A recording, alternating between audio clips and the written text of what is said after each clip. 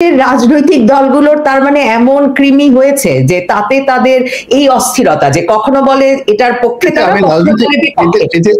আমি একটু যোগ করি, বিএনপি ছাড়া অন্যের ক্ষেত্রে তো আমি সেই অস্থিরতা দেখিনি। কারণ দেখুন, জামায়াতে ইসলামের কথা আপনি বলছেন যে তারাও এই রকম করে প্রজ্ঞাপনের মাধ্যমে নিষেধাজ্ঞার বিপক্ষে ছিল পরে, কিন্তু হাসনাত আব্দুল্লাহ যেদিন হঠাৎ রাতের বেলা ডাক দিলেন এনসিপির দলীয় মিটিং থেকে বের হয়ে, যে আওয়ামী লীগের কার্যক্রম নিষিদ্ধ না হওয়া পর্যন্ত তিনি যমুনার সামনে থাকবেন, তার সঙ্গে কিন্তু প্রথম যারা এসে যোগ দিল তারা জামায়াতে ইসলামের কর্মী, ছাত্র শিবিরের নেতৃবৃন্দ। কাজেই ছাত্র শিবির জামায়াত ইসলামী তো রাস্তায় ছিল না। নবজিত, আপনি এই জিনিসটা আপনি একটু মাথা ঠান্ডা রেখে মানে একটু চিন্তা করেন। আবহমান বাংলা নরনারীর মতো আপনি উত্তেজিত হবেন না। সেটা হলো যে আপনি দেখুন, হাসনাত আব্দুল্লাহ এবং এনসিপির যে রাজনীতি, এটা ভীষণ রকম ইমেজ সংকটে পড়েছে হাল আমলে। তাদের অনেকের বিরুদ্ধে দুর্নীতি অভিযোগ আসছে, নিজেদের মধ্যে অভ্যন্তরীণ দ্বন্দ্ব সংঘাত প্রবল, এবং ফ্রিলি কোথাও যাওয়ার মতো বা এই মুহূর্তে কোনো জনপ্রিয় কোনো প্রোগ্রাম দেওয়ার মতো কিছু নেই তাদের কাছে। তো এই মুহূর্তে হঠাৎ করে তাদের কাছে মনে হলো যে যদি আওয়ামী লীগ নিষিদ্ধ করার এই দাবিটি সামনে আনা হয়, সেক্ষেত্রে এটা জনপ্রিয়তা পেতে পারে। ফলে ইট ওয়াজ এ পলিটিক্যাল স্ট্যান্ড, এটা একটা রাজনৈতিক স্ট্যান্ড। যখন হাসনাত এই জিনিসটি সিদ্ধান্ত নিল, তখন বিএনপি চিন্তা করতে থাকলো যাবো কি যাবো না, করবে কি করবো না, সেই আগস্ট মাসের সেই সময়ের মতো। আর জামাত কি করলো, জামাতের উত্তেজনা একেবারে তুঙ্গে, তাদের সবসময় তারা খুব গরম থাকে, সবসময় তাদের মধ্যে একটা গরম ভাব থাকে। তারা কোনো রকম চিন্তা না করে এখানে এসে সব ঝাঁপিয়ে পড়লো। তো ঝাঁপিয়ে পড়ার পরে দেখা গেল এনসিপির মেয়েরা, তারা যে নারী নীতি, জামাত যে নারী নীতি বা যে ধরনের যাকে বলা হয় পলিসি তারা ফলো করে, ঘুমটা দিতে হবে, হিজাব পড়তে হবে, ইসলামী শরিয়া চলবে, কিন্তু দেখা গেল যে আন্দোলনটা হলো পুরো একেবারে শাহবাগী কায়দায়। সেখানে মেয়েরা নেতৃত্ব দিচ্ছে, লাকির মতো তারা স্লোগান দিচ্ছে, অনেকের ওড়নার নাই, হিজাব তো প্রশ্নই আসে না। জামাতি নেতারা তাদের সাথে গিয়ে বসলো, ঠেলাঠেলি করে বসলো, এটা নিয়ে ভীষণ রকমের একটা ট্রল হলো। তো এই যে যে চলাফেরা, এর মধ্যেই দেখবেন যে জামাত এই যে পুরো কাজটাই করেছে উত্তেজনা বশত, তাদের কোনো পূর্ব পরিকল্পনা ছিল না। পরবর্তীতে যেটা যখন এটা পাশ হয়ে গেল, ঘটনা ঘটে গেল, এরপরে আপনি দেখবেন উইদিন 24 আওয়ার্স জামাত এবং এনসিপি এই দুটো দলের মধ্যে যে কাদাস ছোড়াছুড়ি, মারামারি, এ যা কিছু, এগুলো মোটামুটি এখন এত প্রবল পর্যায়ে পৌঁছে গেছে যে বিএনপির সাথে জামাতের যে দ্বন্দ্ব সংঘাত, তার সাথে এখন এনসিপির সাথে জামাতের সংঘাতটা প্রবল হয়ে গেছে। কাজেই আওয়ামী লীগ নিষিদ্ধ করার ব্যাপারে যে আপনি রাজনৈতিক ঐক্যর কথা বললেন, এটা ঐক্য ছিল না। আমার কাছে মনে হলো যে সামনে কারো কাছে একটা খবর আসছে যে ওখানে একটা সোনার মোহর আছে, মানে সোনার মোহরের একটা কলস আছে, তো দৌড় দাও। তো দৌড় দিতে গিয়ে একেবারে হাত ধরে কিছু সময়ের জন্য বন্ধুত্ব হলো, তারপরে কাছে গিয়ে দেখলো যে সেটা মানে সোনার কলস নয়। কলস খোলার পরে সেখান থেকে প্রথমে বিরাট একটা গোকরা সাপ বের হয়ে এলো। আসার পর আবার দৌড় দিল।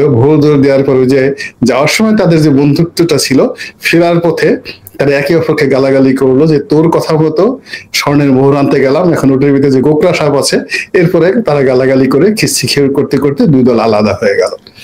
এই গল্পটাকে আপনি যদি রূপক হিসেবে ধরেন, আমাদের এই রাজনীতিতে উত্তেজনা বর্ষবর্তী হয়ে সবাই পরিবেশ পরিস্থিতির সঙ্গে কমপ্লাই করছে। যেমন এই ঘটনা যখন ঘটে গেল, তখন বিএনপি চিন্তা করলো যে এখন আমাদের তো কিছু বলা দরকার।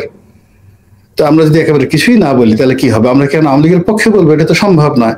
কাজেই ওটার সঙ্গে কমপ্লাই করলো। ইট মিনস একটা রাজনৈতিক নেতা, তার ভিতরে যে হৃদয় থাকে, যে দৃঢ়তা থাকে, যে ভিশন থাকে, যে মিশন থাকে, সে আগামী 20-25 বছর পরের যে ঘটনা সে স্পষ্ট দেখতে পারে যে পরিণত সেটা হচ্ছে। তো সেটা বিএনপির যে সকল শীর্ষ নেতৃবৃন্দ রয়েছে, সেই ধরনের ব্যাকবোন, তারা হয়তো দেখা গেল যে দলের যারা অন্যান্য লোকজন রয়েছে, যারা ডেইলি আবহাওয়া অনুযায়ী তারা কমপ্লাই করে সমস্ত কিছুর সঙ্গে, তাদের সঙ্গে পেরে উঠছেন না। ফলে বিএনপিও এখানে যা কিছু বলেছে মূলত আবহাওয়া, প্রকৃতি এবং পরিবেশের সঙ্গে সামঞ্জস্য রেখে নিজেরা যেন ছিটকে না পড়ে। কিন্তু এর মধ্যে আমি কোনো রাজনৈতিক ঐক্য দেখতে পাচ্ছি না। কিন্তু জামায়াতে ইসলামীর এই যে আপনি বললেন যে কোনো পরিকল্পনা ছাড়াই তারা ছুটে গেছে, মানে পড়শি সোনার মোহরের আশায়।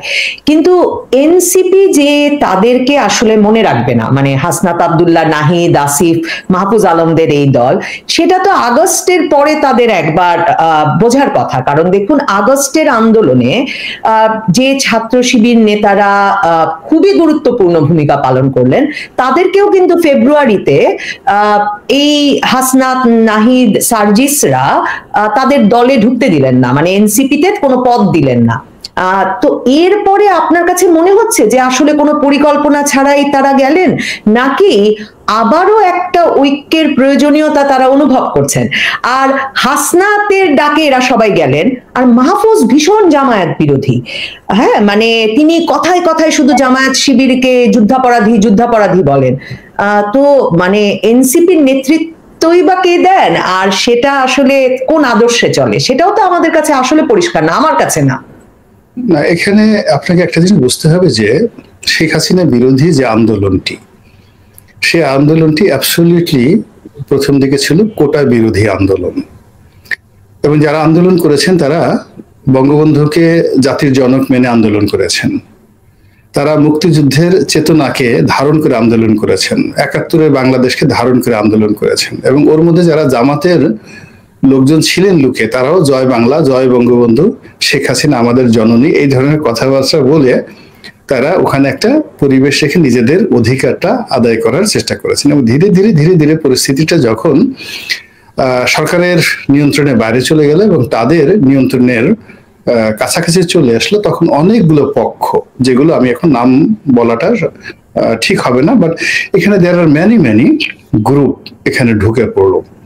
অনেকে বলে ফেলেছেন যে আমরা যদি ওই কাজগুলো না করতাম তাহলে হয়তো এটা হতো না, আমরা যদি ওইখানে আগুন না দিতাম, ওই থানা না পুরাতাম, ভয় পেত না, আবার সেই কথা তারা উইথড্র করেছেন। এরকম আসলে যখন একটা এরকম হ্যাফাজার্ড অবস্থা হয়, তখন সেখানে নানা পক্ষ ঢুকে পড়ে, চোর ঢুকে পড়ে চুরি করার জন্য, ডাকাতি করার জন্য, যারা রেপিস্ট তারা রেপ করে, তারপর যারা মানে যাকে বলে অশান্তির সৃষ্টি করা, তারা আগুন লাগিয়ে দেয়, ইচ্ছে করে আগুন লাগিয়ে দেয়। তো এরকম জায়গায় একটা অরাজকতা চলে। তখন আসলে ওই ৮-১০ দিনের মধ্যে অনেকগুলো পক্ষ ঢুকে গেছে। এই পক্ষগুলোর মধ্যে রাজনীতির অঙ্গনে সত্যিকার অর্থে এই আন্দোলনকে পিছন থেকে নেতৃত্ব দিয়েছে জামাত, এতে কোনো সন্দেহ নেই। তো এটা যারা এনসিপির নেতৃবৃন্দ আছে তারা স্বীকার করেন যে এখানে জামাত প্রকাশ্যভাবে ছদ্মবেশে, এবং আমাদের মধ্যে জামাত লুকিয়েছিল, ছাত্রলীগের মধ্যে জামাত লুকিয়েছিল, এবং তারা এই কাজটা করেছে। উই আর গ্রেটফুল, আমরা সেই গ্রেটফুল। কিন্তু পরবর্তীতে যখন সরকার গঠন করা হলো, প্র্যাকটিক্যালি দেখা গেল যে কেউ সিদ্ধান্ত নিতে পারছে না যে এটা হলো কি করে। উপদেষ্টা মন্ডলী যেভাবে গঠিত হলো, এটা কি ডিজিএফ এর কথা মতো হলো, এটা কি ভারতের কথা মতো হলো, এটা কি আমেরিকার কথা মতো হলো, ইউনূস সাহেবের কথা মতো হলো, আসিফ নজরুলের কথা মতো হলো। অর্থাৎ কেউ কাউকে চিনছে না, কেউ কাউকে মানে সময় করে মিলাতে পারছে না। এবং আশ্চর্য ব্যাপার হলো এখন পর্যন্ত টিল নাও আমরা বলতে পারছি না যে আসলে মাহফুজ ওই জায়গা থেকে অমুকের রিকমেন্ডেশনে এসেছে।